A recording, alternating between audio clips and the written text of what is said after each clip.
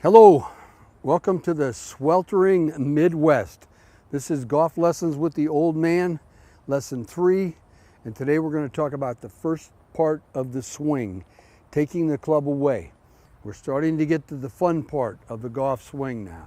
If you remember in lesson 1, I told you how important it is to grip the club in your fingers and not in your fists, and we do that so that A, we can swing the club much faster, and B, we have a sense of feel and touch in our fingers that we'll never have in our fists.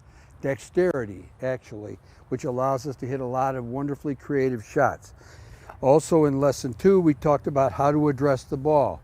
Your back foot is always square to the line of your target. Square simply means 90 degrees.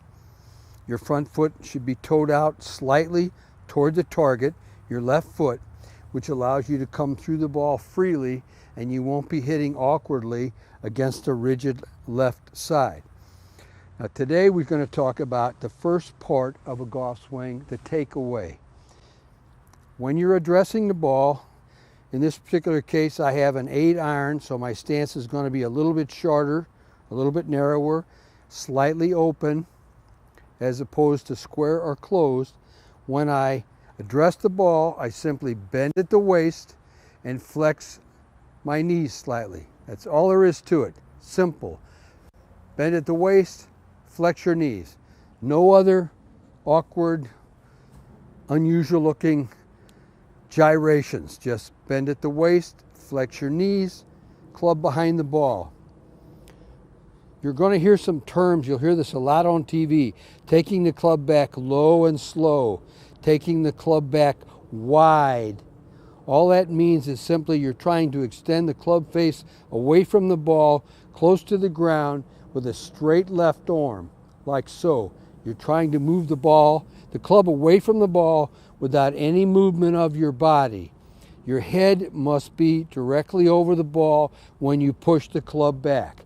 If you're having trouble doing that, simply remember this. Don't move your left knee when you start the club back initially. You're trying to take the club away against a firm left side.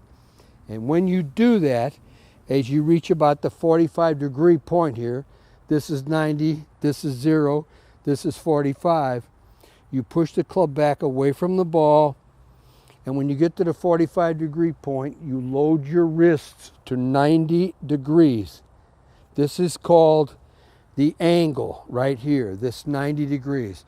You'll hear that spoken of a great deal on television. Loading your wrist, creating the angle, and to do that by restricting your left side, pushing the club back, loading your wrist with no movement or swaying or collapsing of your lower body, you create something very important in your takeaway. And that is a lot of stretching across your chest, your stomach, and your abdomen.